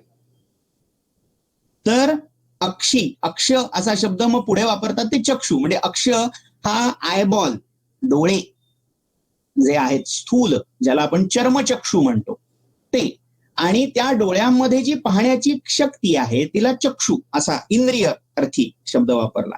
चक्षुषः आदित्यः, आणि त्या चक्षु इंद्रियामधून आदित्य म्हणजे सूर्य उत्पन्न झाला. कर्णौ निरभिद्येताम, कान फुटले आणि त्या कर्णाभ्याम श्रोत्रम, कानातून श्रोत्रेंद्रिय ऐकण्याची क्षमता उत्पन्न झाली. श्रोत्रात दिक्, त्या श्रोत्रेंद्रियातून दिक् देवता उत्पन्न झाल्या. म्हणजे ज्या आपण अष्टदिशा दशदिशा मानतो त्यांच्या अधिष्ठात्र्या देवता ज्या आहेत त्या सगळ्या देवता या कानातून उत्पन्न झाल्या. त्वं निरभिद्यत, त्वक म्हणजे त्वचा, त्वचो लोमानी, आता त्या त्वचेपासून लोम, शरीरावरचे जे केस आहेत, रोम किंवा लोम म्हटलं जातं, ते उत्पन्न झाले. त्या लोमभ्यः औषधी वनस्पतयो, त्या लोमातून औषधी आणि वनस्पती. आता औषधी आणि वनस्पती हे जोड शब्द वापरलेला आहे. फरक काय आहे?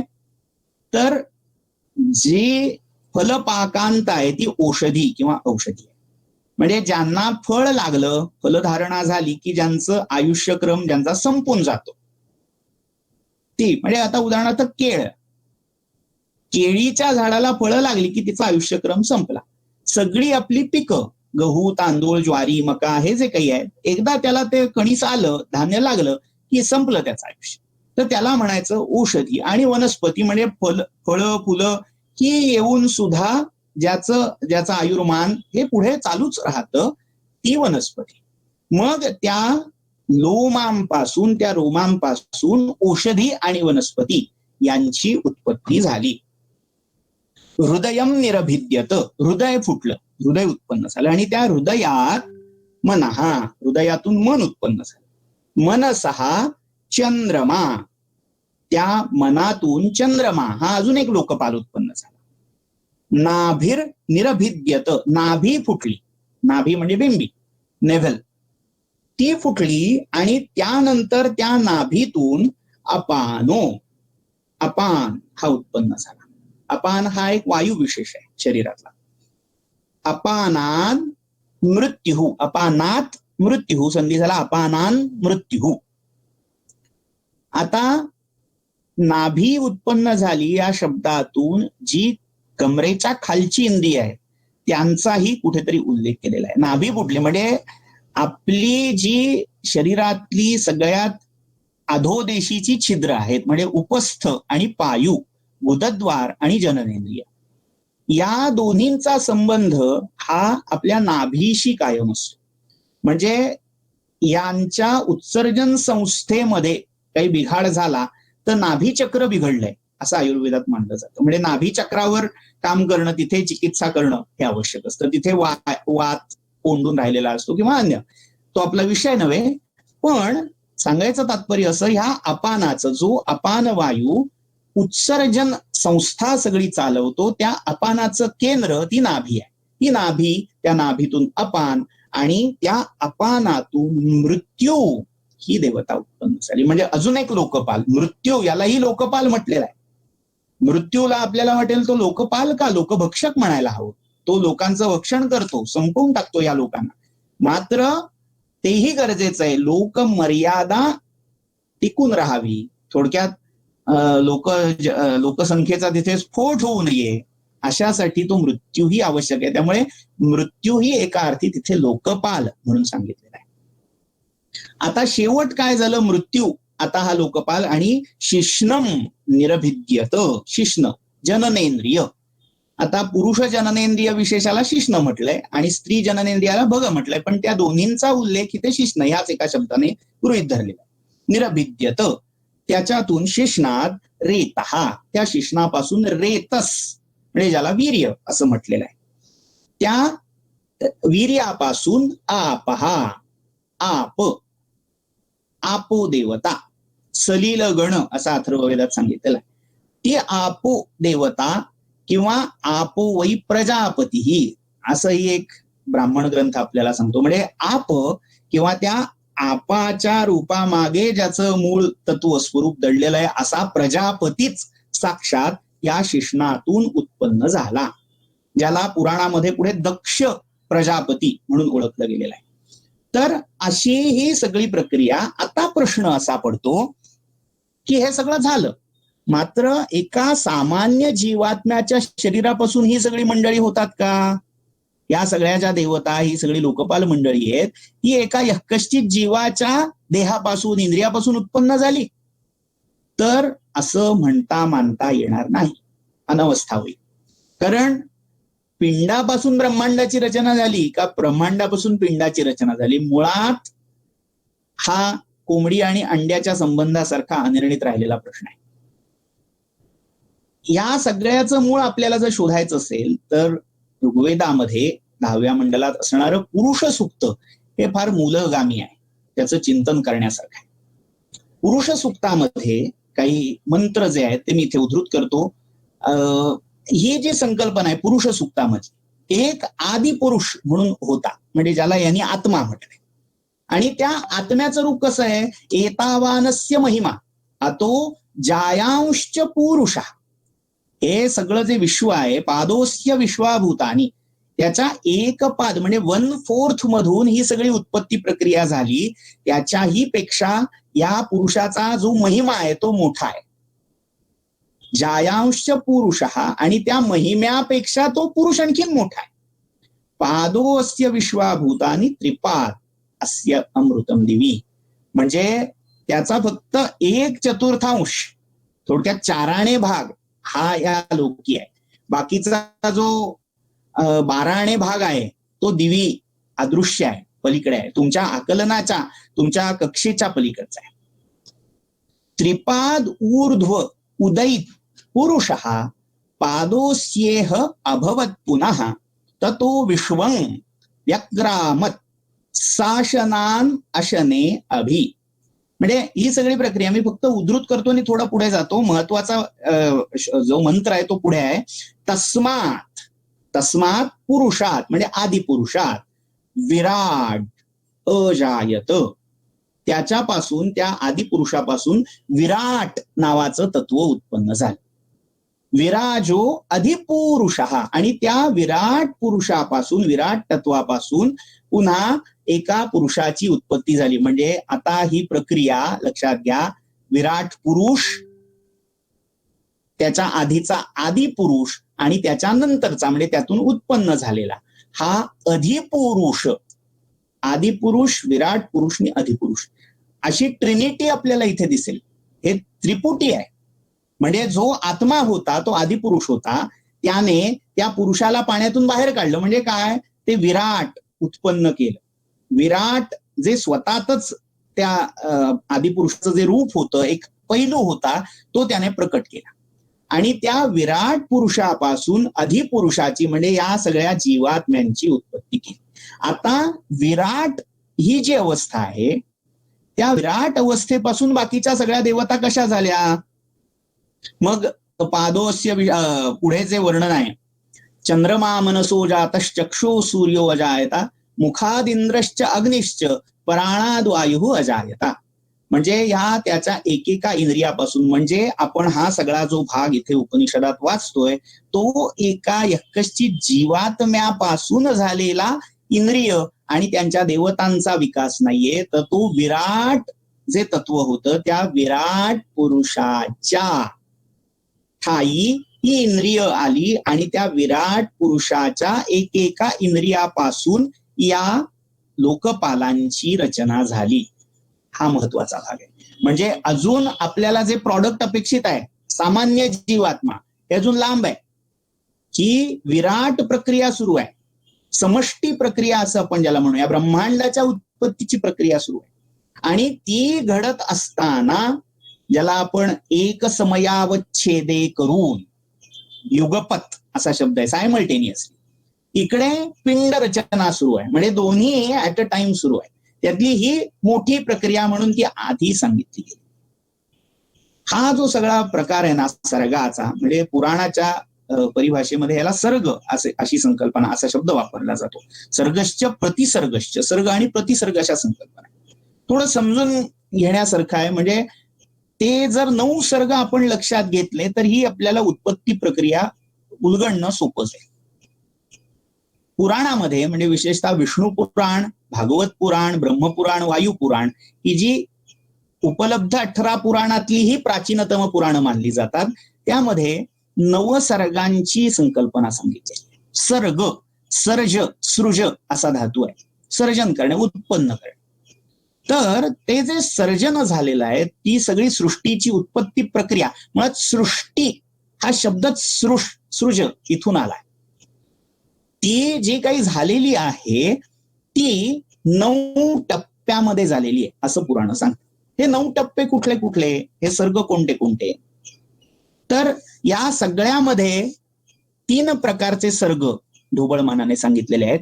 पहिला जो आहे तो प्राकृत सर्ग, दुसरा वैकृत सर्ग आणि तिसरा प्राकृत वैकृत सर्ग. ही सगळी जी संकल्पना आहे ती सांख्य, योगशास्त्र आणि वेदांत विचारामधला सुद्धा त्यातल्या त्यात प्राचीन वेदांताचा जो भाग आहे, म्हणजे अजून जसं न्यायाच्या बाबतीत प्राचीन न्याय, नव्य न्याय, व्याकरणाच्या बाबतीत प्राचीन व्याकरण, नव्य व्याकरण असे भेद जसे केले जातात तसे वेदांताच्या बाबतीत नाही केले जात. मात्र तरीही वेदांतामध्ये प्राचीन प्रवाह आहे आणि त्या प्राचीन प्रवाहामध्ये ही सगळी प्रक्रिया सांख्यांनी सांगितलेली स्वीकारलेली. तर हा सगळा त्याही दर्शनांचा भाग आपल्याला इथे पाहता येतो. मुळात हे सर्ग प्राकृत, वैकृत आणि प्राकृत वैकृत, प्राकृत 1, वैकृत 2 आणि तिसरा प्राकृत वैकृत असा तिसरा, असे 3 सर्ग. या 3 सर्गामध्ये एकूण पुढची 9 सर्गांची प्रक्रिया विभक्त केली. प्राकृत सर्गाच्या अंतर्गत 3 सर्ग, उपसर्ग असं म्हणूया. उपसर्ग हा शब्द त्रास किंवा व्याकरणातला उपसर्ग अशा अर्थी इथे नाहीये, प्रिफिक्स या अर्थी नाहीये. सर्गाच्या अंतर्गत होणारा सर्ग, सेकंडरी, सेमी, म्हणून तो उप असा शब्द मी तिथे वापरला. त्याला काही पुराणांनी प्रति असा शब्द वापरलाय. मात्र प्रतिसर्ग याचा अर्थ प्रलय किंवा प्रलयानंतरची सृष्टी असाही असल्यामुळे मी तो तिथे वापरत.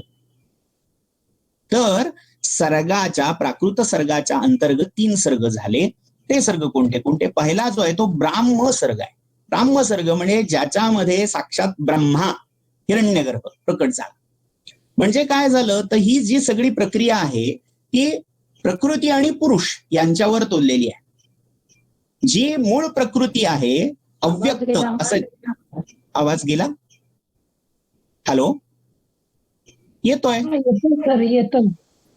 हा, तर ही जी सगळी प्रक्रिया आहे त्याच्यामध्ये पहिली अवस्था म्हणजे प्रकृती आणि पुरुष हे द्वंद्व त्यांनी सांगितलं. आणि त्यातली जी प्रकृती अव्यक्त जी आहे ती त्रिगुणांची साम्य अवस्था आहे. म्हणजे सत्व, रजस आणि तमस आपापल्या बॅलन्स्ड रूपामध्ये जो इक्विलिब्रियम आहे त्या इक्विलिब्रियमच्या स्थितिस्थापक अवस्थेमध्ये असणं ही अव्यक्त प्रकृती. आणि जेव्हा तो इक्विलिब्रियम जे त्यांची साम्य दशा आहे ती कुठेतरी ढळते, कुठेतरी खालीवर होतं, सत्व, रजस किंवा तमस यांचा अतिरेक व्हायला लागतो, तेव्हा व्यक्त प्रकृती येते, व्यक्त दशा. आणि ती व्यक्त प्रकृती म्हणजे पहिली महत म्हणून ओळखली जाते, बुद्धी. या प्रकृतीचं पहिलं रूप हे महत आहे. बुद्धी उत्पन्न होणं म्हणजे आता इथे या उपनिषदामध्ये स ईक्षत हे जे काही आहे, ईक्षण आकुतीशिवाय होऊ शकत नाही. आकुती ही काम, इच्छा, मन, बुद्धी याच्याशी कुठेतरी जोडलेली आहे. त्यामुळे ते ईक्षण होणं, ईक्षणाची प्रक्रिया हा पहिला सर्ग आहे, ब्राह्म सर्ग आहे. तिथे महत उत्पन्न झालंय, बुद्धी, आकुती उत्पन्न झाली. आता या ब्राह्म सर्गानंतर पुढची प्रक्रिया ही आहे भूत सर्ग. ही म्हणजे आता काय, पहिला उत्पन्न झाला तो बुद्धी उत्पन्न झाली.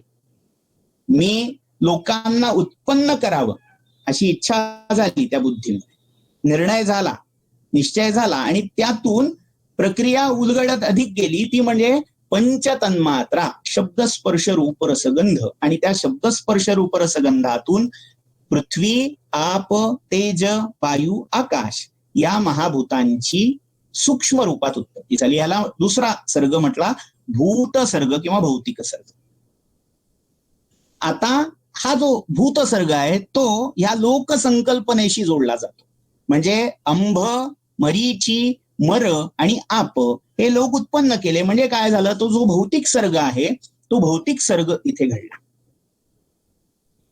तिसरा प्राकृत सर्ग तो म्हणजे त्याला ऐंद्रियक किंवा ऐंद्रियिक किंवा वैकारिक सर्ग म्हणून सांगितलं गेलंय. इंद्रियांची उत्पत्ती म्हणजे जीवात्म्याच्या शरीरातल्या इंद्रियांची नव्हे, तर ती त्या समष्टीतल्या ब्रह्मांडातल्या विराट पुरुषाच्या इंद्रियांची उत्पत्ती. म्हणजे जशी आपल्याला ही सगळी इंद्रिय आहेत तशी एक समष्टी पुरुष आहे, ब्रह्मांड पुरुष आहे, विराट पुरुष आहे. आणि त्याला जशी आपल्याला इंद्रिय तशी सगळी इंद्रिय त्याला आहेत. आणि त्याच्या इंद्रियापासून आपण हे प्रकाशित होत असतो. त्याच्या इंद्रियाच्या देवता या आपल्या शरीरातल्या इंद्रियांना उत्पन्न करतात किंवा प्रवृत्त करतात, प्रेरणा देतात. हा सगळा विचार आहे. म्हणजे आता झालं काय, इथे भौतिक सर्ग घडला, त्यानंतर आला ऐंद्रियिक किंवा वैकारिक सर्ग, तिसरा उपसर्ग. त्या सर्गाच्या अंतर्गत हा जो आज आपण सगळा भाग पाहिला, विराट पुरुषाच्या हिरण्यगर्भाच्या ठाई उत्पन्न झालेली ही सगळी इंद्रिय, हा प्राकृत सर्गांतर्गत झालेल्या 3 सृष्टींचा हा क्रम आहे. आता पुढचा जो सर्ग आहे तो वैकृत सर्ग आहे. प्राकृत सर्गाचं लक्षण असं आहे की तो कोणत्याही प्रकारचा आधी आराखडा काढून ठरवून प्रीप्लॅन असा झालेला नाही. तो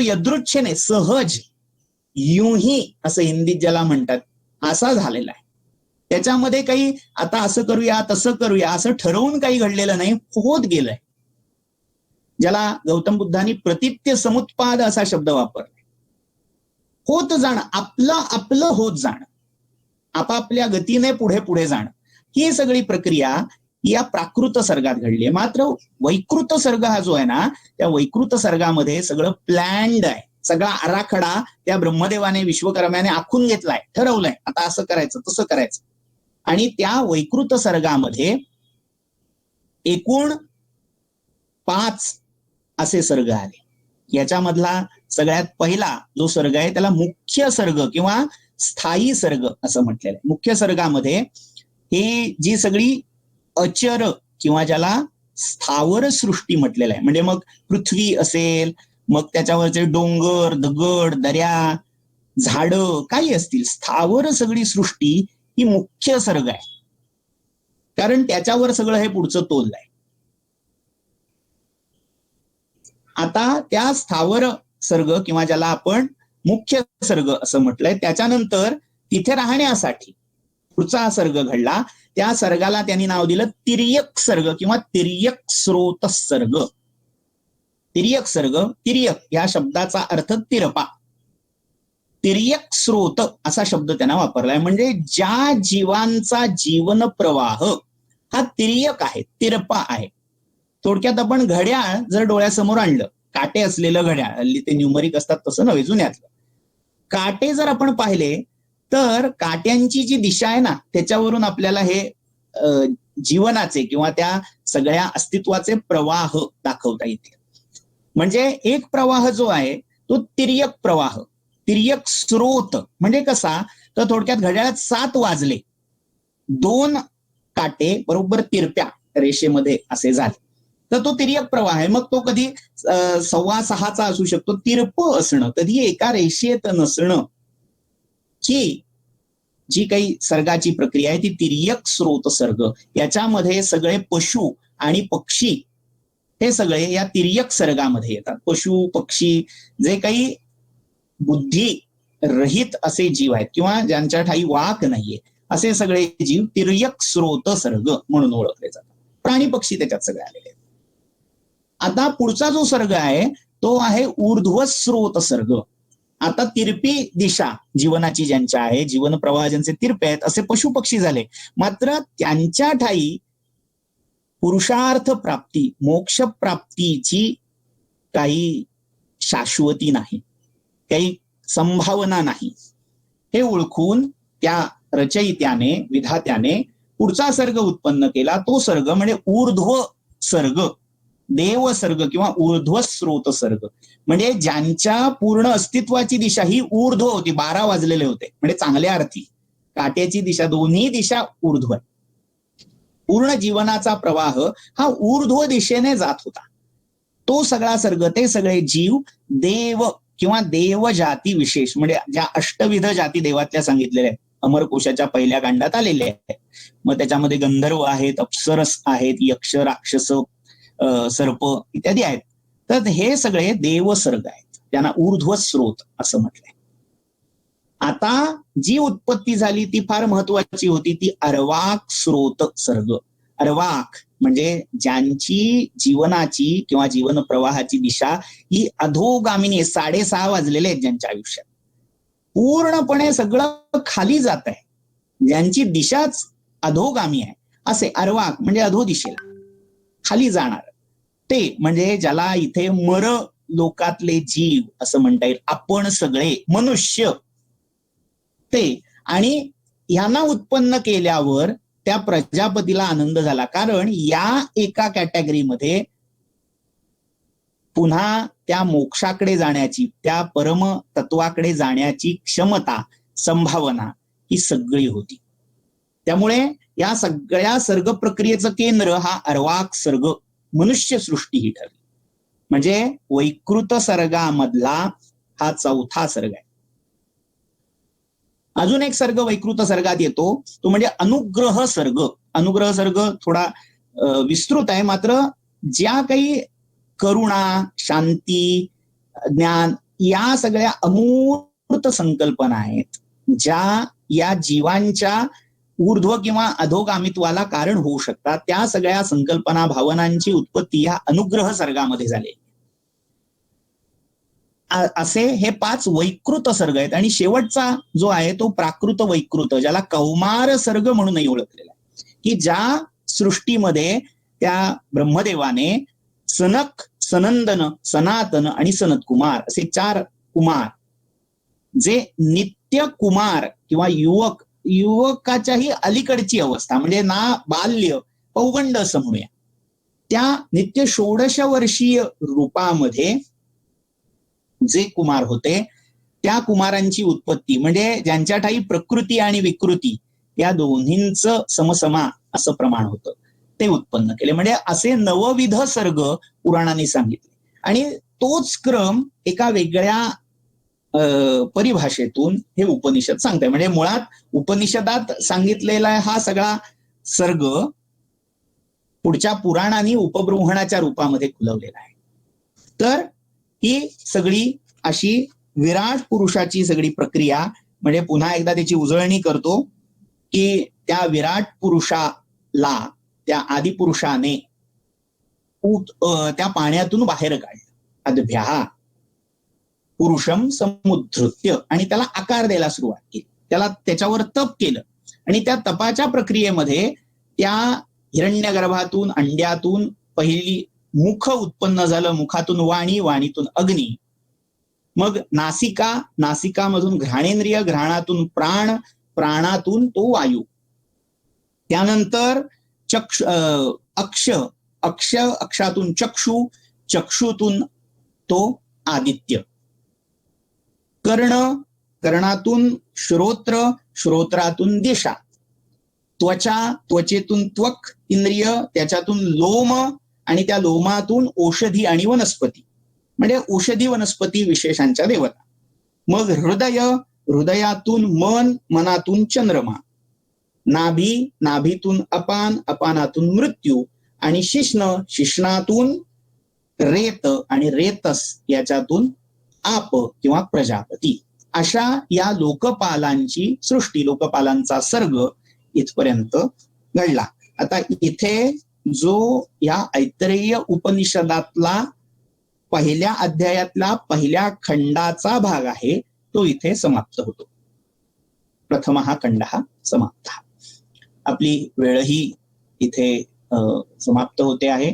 आपल्याबरोबर अगदी 7 समुद्रापलीकडे असं म्हणता येईल संध्या पेंडसे मॅडम आहेत, आणि त्यांच्या अगदी म्हणजे त्याला मी खरंच दाद देईन की त्यांच्याकडे खूप पहाट असतानाही उठून त्या सगळं आपलं हे व्हिडिओ रेकॉर्ड करतायत. आणि जे हे सेशन आता अटेंड करू शकत नाहीयेत त्यांच्यासाठी लवकरच ते सोशल मीडियाच्या कुठल्या तरी एका म्हणजे पूरक माध्यमातून नक्कीच त्यांच्या सहाय्याने आपण हे आणणार आहोत. त्यामुळे त्यांचे विशेष आभार आज मी इथे मानतो. आज आणि काही विशेष पर्वही आहेत. त्या पर्वाची म्हणजे एक होलिकोत्सवातलं समापन पर्व, ज्याला रंगोत्सवाचं पर्व म्हणून आपण ओळखतो, ते रंगपंचमीचं पर्व आज आहे.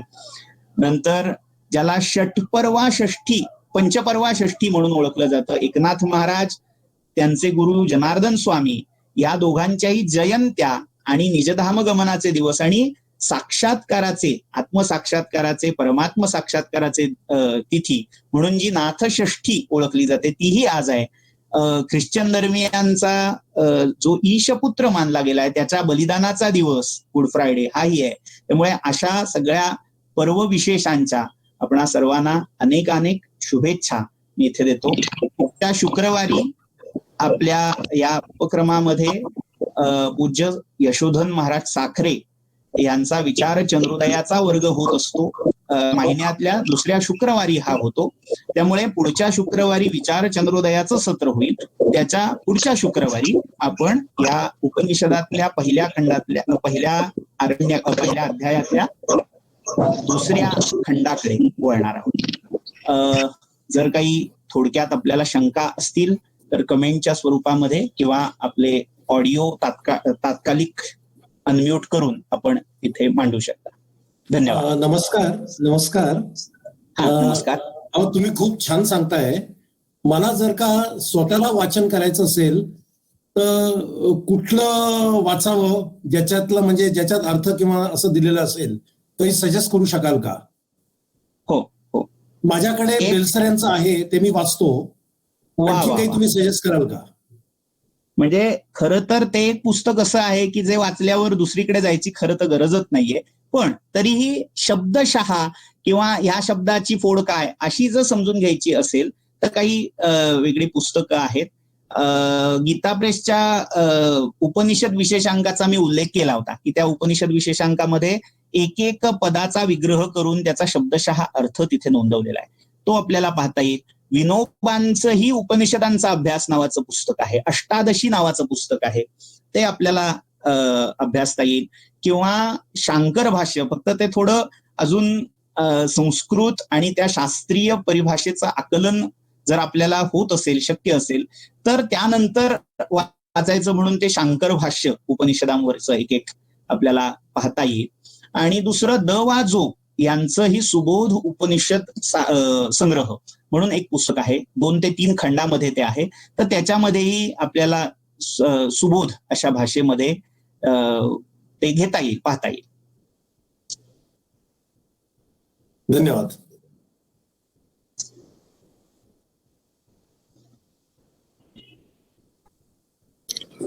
हॅलो. हा नमस्कार, बोला. एक प्रश्न आहे. हा बोला. विराट पुरुषाच्या माध्यमातून जी अग्नित्व, वायुतत्व आणि आपतत्वाची निर्मिती झाली असं तुम्ही म्हणालात. हा. तर आकाश तत्व आणि पृथ्वी तत्वाचं काय? हा, मुळात काय आहे इथे एक मोठी गोष्ट जी अनवधानानं माझ्याकडून सुटून गेली. विराट पुरुष असा मी माझ्या सोयीसाठी इथे वाक्प्रयोग केला. काही ग्रंथामध्ये तो तसा केलेलाही आहे. मात्र वेदामध्ये, विशेषतः ऋग्वेदा पुरुष सूक्तातल्या त्या संदर्भात किंवा अथर्ववेदामधल्याही काही संदर्भात विराट ही स्त्रीलिंगी तो शब्द आहे. विराज असा तिचा प्रयोग केलेला आहे. त्यामुळे ह्या विश्वाची सर्जक म्हणजे सांख्यानी जिला प्रकृती म्हटलंय ते तत्व हे विराज तत्व आहे. म्हणजे एक त्या संज्ञेतलं स्पष्टीकरण देणं आवश्यक होतं म्हणून मी इथे सांगितलं. आता तुमच्या मुख्य प्रश्नाकडे इथे वळतो की त्रिवृत्करण किंवा पंचीकरण अशा 2 प्रक्रिया मानलेल्या आहेत. छांदोग्यामध्ये त्रिवृत्करण आपल्याला गेलेलं आहे की पृथ्वी, आप आणि तेज या 3 भूतांची उत्पत्ती होते आणि त्यांच्या परस्पर देवाणघेवाणीतून ही सगळी सृष्टी होत असते. मात्र वायू आणि आकाश ही 2 महाभूतं उत्पन्नच होत नाही, त्यांची उत्पत्ती श्रुती उपलब्ध नाही. त्यामुळे ते उत्पन्न झाले असं म्हणता येत नाही. त्यामुळे हे त्रिवृत्करण सांगतं. आणि दुसरा वेद हा पंचीकरण प्रक्रिया सांगणार आहे की पृथ्वी, आप, तेज, वायू, आकाश याच्यातून, आकाशातून महत् पासून आकाश, आकाशातून वायू, वायूतून अशी सगळी पंचमहाभूतांची प्रक्रिया तिथे सांगितली गेली. तुम्ही जो विचारलात तो आकाश आणि पृथ्वी यांचं काय झालं, तर मुळात भूः, भुवः आणि स्वः ह्या ज्या 3 व्यावृत्ती आधी वेगळ्या झाल्या, त्याला एक ब्राह्मण ग्रंथामध्ये सुंदर कथा आहे की ही द्यू आणि भू दोघही नवरा बायको होती आणि ती अगदी एकमेकांना बिलगलेली होती. म्हणजे आकाश असं ज्याला म्हणता येईल, पृथ्वी. आकाश असं म्हटल्यावर पुन्हा द्यू म्हणजे स्वर्गगामी म्हणजे त्या आकाशा पलीकडचं आकाश असं सांगितलंय. तर ती बिलगलेली होती. मात्र त्या प्रजापतीला मनात काहीतरी आलं आणि त्याने त्या दोघांना विभक्त केलं, तोडलं आणि त्यांच्या मधलं जे अंतराळ होतं ते अंतरिक्ष, आकाश म्हणून ओळखलं गेलं. म्हणजे आता हे जे कथाभाग आहेत, हे कथाभाग त्याच्यामध्ये ऐतिहासिकता किंवा वास्तविकता असं न पाहता त्या द्रष्ट्याच्या मनामध्ये असणाऱ्या या संकल्पना आहेत. त्यांना जे काही दर्शन झालं, त्यांना जसं भावलं तसं त्यांनी ते मांडलेलं आहे. आता त्याच्यामध्ये खरंच अशीच प्रक्रिया होती, क्रम हाच होता का हा, या वादात न शिरता मुळात प्रजापतीने जसं या बाकीच्या महाभूतांची उत्पत्ती केली तशी आकाश आणि पृथ्वी यांची उत्पत्ती केली अशीही उदाहरणं आपल्याला वेदात मिळतात. काही ठिकाणी ही दोघही अनंत होती अशीही उदाहरणं मिळतात. त्यामुळे उत्पत्ती प्रक्रिया माना अथवा नका मानू, त्यांचं अस्तित्व तिथे नाकारलेलं नाही. नमस्कार. एक आणखीन एक प्रश्न विचारतो. Bit silly question. आता आपण दोन गोष्टींबद्दल बोललो, की आत्मा बोललो आपण, आणि दुसरं आपण बोललो की विराट पुरुषाबद्दल, की विराट पुरुष कसा उत्पन्न झाला. आता आपण ज्याला परमेश्वर म्हणतो किंवा नारायण म्हणतो किंवा विष्णू म्हणतो, तो हा आत्मा की विराट पुरुष? आता हा जो प्रश्न आहे तो ऐकांतिक संप्रदाय असा शब्द मी वापरेन. ऐकांतिक संप्रदाय म्हणजे काय? एखाद्या विशिष्ट देवतेला परमात्मा मानून त्याची उपासना करणारा संप्रदाय. त्यामुळे विराट आणि अधिपुरुष या ज्या दोन एंटिटी आहेत त्या मूळ नारायणापासून उत्पन्न झाल्या. म्हणजे आदिपुरुष, आदि परमात्मा जो आहे तो नारायण आहे, किंवा शैवांच्या मते परमशिव म्हणजे तो आदिपुरुष आहे, आणि मग त्याच्यापासून हे विराट पासून अधिपुरुष अशी उत्पत्ती झालेली आहे. त्यामुळे जेव्हा ऐकांतिक संप्रदायांचा आपण विचार करतोय, म्हणजे शैव, वैष्णव, गाणपत्य, तेव्हा जी आदिपुरुष ही संकल्पना आहे, परमपुरुष ही संकल्पना आहे, ती त्या देवतेची प्रतिनिधी तिथे आहे.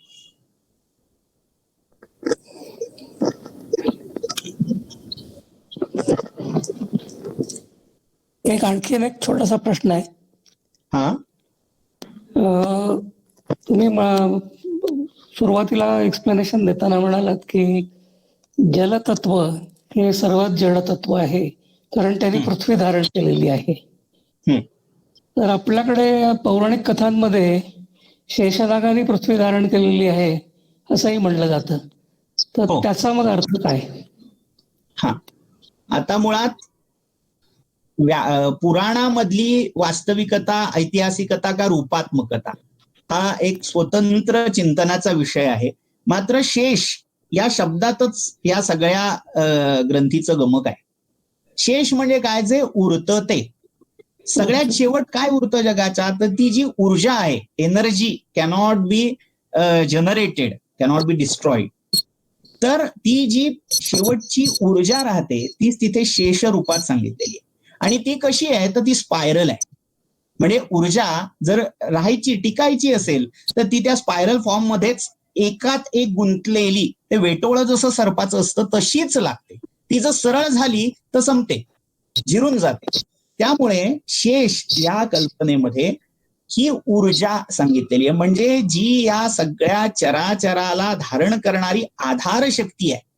ज्ञानेश्वरांनी तिला आधार शक्तीची अंकी असं साव्याध्यात म्हटलंय. म्हणजे ती आधार देणारी ऊर्जा, तिलाच शेष या सर्परूपामध्ये पौराणिकांनी सांगितलेलं आहे. त्यामुळे पृथ्वी नेमकी कशावर तोललेली आहे? तर ती त्या परमशक्तीवरच तोललेली आहे. मग त्या परमशक्तीला कोणी आप म्हटलंय उपनिषदाच्या संदर्भात, कोणी तिकडे शेष म्हटलंय. आता इथे सप्तशती मधला एक मंत्रही उद्धृत करण्यासारखा आहे. आधारभूता जगतस्त्वमेका महिस्वरूपेण यतस्थितासी त्वमेकया पूरितमंबयैतत् काते स्तुती स्तव्य परापरोक्ती. म्हणजे आधारभूता जगतस्त्वमेका, तू महिस्वरूपेण या सगळ्या जीवांची आधारभूता आहेस. अपाम स्वरूप स्थितया त्वयैतत्, आणि आपोरूप घेऊन आप्यायते, हे सगळं तू भरून टाकतेस. म्हणजे जिथे जिथे रिक्तता आहे ती तूच भरून टाकतेस. म्हणजे खाचखळगे जे आहेत ते तूच भरून टाकलेले आहेस. थोडक्यात आप हे पाण्याचं वहन करतं, धारण करतं का? आप आहे आणि त्याच्यावर पृथ्वी आहे असं सांगितलेलं आहे. त्यामुळे आप वर्सेस शेष असा वाद न घालता ती जी एक आधार शक्ती आहे सगळ्या त्या लोकाला धारण करणारी, तिचं एक अमूर्त रूप, काहींनी ते आप मानलं, काहींनी समूर्त रूपात शेष म्हणून मानलं. पुन्हा शेष हा सुद्धा कुठे आहे सांगितलेला? तर तोही त्या महासमुद्रामध्ये, प्रलयार्णवामध्ये आहे किंवा क्षीरार्णवामध्ये आहे, अशीच कल्पना आहे. म्हणजे पुन्हा शेषाला धारण करणारं आपच सांगितलं. हॅलो, सुंदर. धन्यवाद. हा बोला. हा बोला. हॅलो. हॅलो. हा, त्या तुमच्या असणाऱ्या विराट म्हणजे नारायण उपनिषदामध्ये स ब्रह्म स शिव स विराट स्वराट असं म्हटलेलं आहे. तर हो, हा हो. स्वराट आपल्या असणाऱ्या आत्म्याशी संबंधित आहे का? हो हो हो. विराट आणि स्वराट असे जे हा. दोन शब्द वापरलेले आहेत. विराट म्हणजे समष्टी ब्रह्म आणि स्वराट म्हणजे व्यष्टी समष्टी याच्या पलीकडचा जो आत्मनी गूढा असा, म्हणजे ज्याला परमेष्ठी असं म्हणता येईल, त्याच्याविषयी तो स्वराट, स्वतःच्या मर्जीचा राजा, त्याच्यावर दुसऱ्या धन्यवाद. कोणाचंही शासन चालत नाही असा, धन्यवाद. सर्वतंत्र स्वतंत्र असा गृहीत धरलेला आहे. धन्यवाद. धन्यवाद. बरेच दिवसांनी आपल्याशी संवाद साधता आला, खूप आनंद वाटला आजोबा. कसे आहात? धन्यवाद. धन्यवाद. धन्यवाद. आपण प्राकृत आणि वैकृत याच्यात उल्लेख केला तो सनत कुमारांचा 4. हो, प्राकृत वैकृत सर्ग जो 9वा सर्ग आहे, त्या सर्गामध्ये केवळ सनत कुमारांची उत्पत्ती झाली. पण मग त्यांना ब्रह्मदेवांचे मानसपुत्र असं का म्हणतात? हा, तर प्राकृत सर्ग म्हणजे ठरवून जो उत्पन्न झालेला नाही, मात्र असं करत असताना कुठेतरी एक संकल्प तर झालेला होता, त्यामुळे संकल्पातून उत्पन्न झाला, त्यामुळे वैकृत. मात्र जसा झाला तसा यदृच्छेने, त्यामुळे तो प्राकृत. सनत कुमार यांना म्हणजे एक पुन्हा पुराण कथेचा आधार घेतो. त्यांना ब्रह्मदेवाने सांगितलं, आता तुम्ही प्रजा वाढवा माझी. तेव्हा ते म्हणाले, आमचा सर्ग हा प्रजोत्पादनासाठी नाही, आम्ही आहोत तसे आहोत. म्हणजे थोडक्यात सृष्टीची फ्रीजिंग अवस्था, जसं आहे त्याच अवस्थेमध्ये फ्रीज होणं, हे त्या सर्गाचं लक्षण आहे. म्हणजे तो जो सनत कुमारांची अवस्था आहे ती रूपकात्मक आहे. त्यांना नित्य कुमार दाखवलेला आहे. म्हणजे ते पुढेही जात नाहीत, ते पुढेही मागेही येत नाही. म्हणजे अशी अवस्था की जिथे काळाची सत्ता चालत नाही, निष्कल अवस्था, याचे ते प्रतीक आहे सनत कुमार. बाकी हे सगळे सर्ग हे कालसापेक्ष आहेत, कालबद्ध आहेत. म्हणजे ते किती दिवस टिकणार, कधी संपणार, प्रलय कधी होणार, हे कालबद्ध आहेत. मात्र हा जो प्राकृत वैकृत सनत कुमारांचा सर्ग आहे, त्याला उत्पत्ती, स्थिती, लय किंवा त्याच्यामध्ये असणारी कालसापेक्षता याचं बंधन राहत नाही. सर एकूण किती सर्ग सांगितलेत तुम्ही? कारण की 9 सर्ग सांगितले. 9 सर्गांचं विभाजन 3 वर्गामध्ये केलेलं आहे. प्राकृत सर्ग, वैकृत सर्ग आणि प्राकृत वैकृत सर्ग. प्राकृत सर्गामध्ये 3, वैकृत सर्गामध्ये 5 आणि प्राकृत वैकृत सर्गामध्ये 1 असं विभाजन आहे. हवं असल्यास पुन्हा मी नावं सांगतो क्रमाने. प्राकृत सर्गांतर्गत सांगाल का ती पुन्हा नावं व्यवस्थित वर्ग? प्राकृत सर्गामधला पहिला सर्ग हा ब्राह्म सर्ग आहे. दुसरा सर्ग हा भूत सर्ग आहे किंवा पंचतन्मात्रा सर्ग त्याला म्हणतात. आणि तिसरा सर्ग हा ऐंद्रियिक किंवा वैकारिक सर्ग आहे. दुसरा वर्ग सर्गाचा वैकृत सर्ग, त्याच्यामध्ये पहिला जो आहे तो मुख्य सर्ग किंवा स्थायी सर्ग, तिर्यक सर्ग, ऊर्ध्व सर्ग किंवा देव सर्ग, अर्वाक सर्ग म्हणजे मानवी सृष्टी, आणि अनुग्रह सर्ग, हे 5. आणि शेवटचा प्राकृत वैकृत सर्गामधला जो आहे कौमार सर्ग.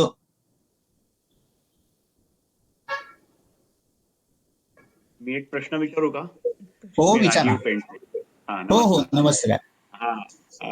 तर मला एक हा होता की जो पुराणात, भागवत पुराणात सांगितलेला आहे की विराट पुरुष हा म्हणजे पाण्याच्या खाली, समुद्राच्या खाली होता, आणि जेव्हा भगवंत त्याच्यात शिरले तेव्हा तो उठून उभा राहिला. म्हणजे या सगळ्याच्या शेवटी चैतन्य आल्यावरच ते वर आला असं झालं. घ्यायचं का? हो हो हो हो.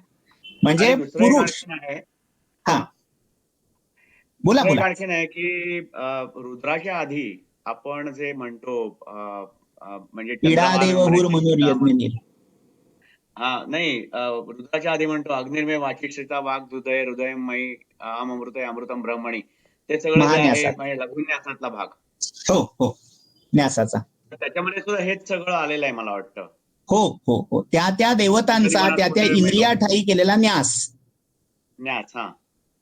हा न्यास म्हणजे ठेवणे.